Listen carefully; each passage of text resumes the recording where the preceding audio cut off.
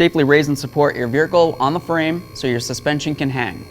Now that we've safely raised the vehicle, let's remove this by using a small pry bar right in this little slot. Now you can see your 22mm lug nuts. Remove those.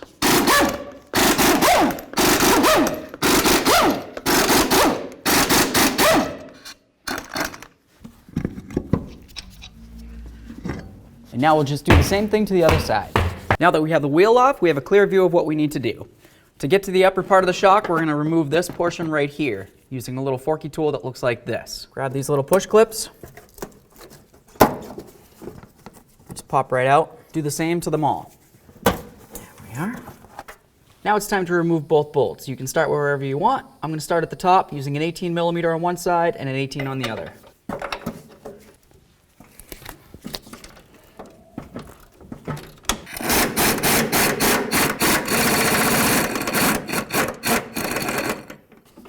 Okay, looks good. Just going to leave that on there, a couple threads. We'll do the same on the bottom.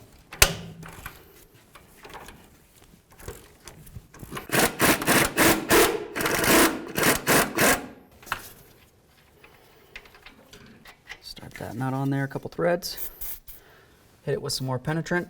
Now let's start driving the bolts out. It's important to make sure you have the nut started on, and if you want to put it flush, that would be better. The reason for that is because you don't want to damage the threads on your bolt when you go ahead and bonk on it with your hammer.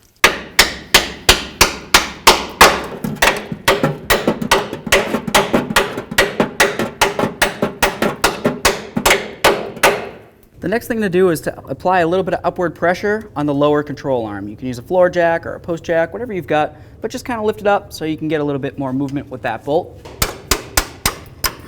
There we are. Grab that washer.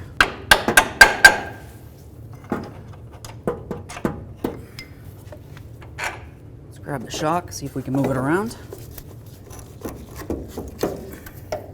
Up and out.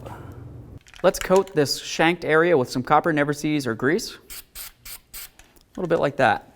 Now you have the threaded area. I'm going to say it's your prerogative to use some thread locker, but I would recommend it. Awesome. We're going to take the long bolt. That'll be the one that goes through the top of the new shock. Let's go ahead and compress our shock 3 to 5 times. It's time to get the new shock in here. Go right up in between the control arm. I'm going to go right up and past and try to get the lower portion in to where it belongs first. You might need to compress the shock a little bit. All right, so now it's sitting down where it needs to go. I'll get that upper portion started in. Don't forget your washer. And then of course the nut.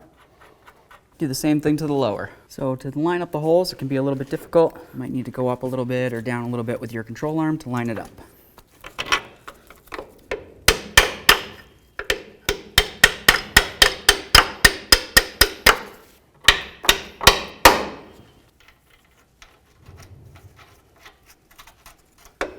Snug these up.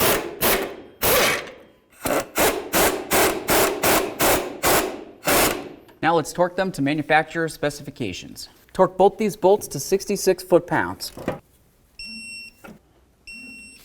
Let's get this out of here. Let's get this back on here.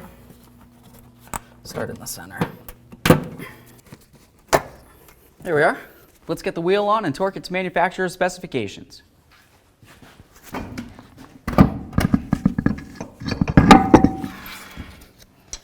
Start on one of those lug nuts.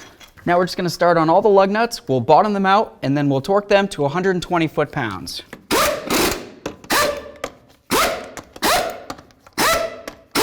Torque these to 120 foot-pounds.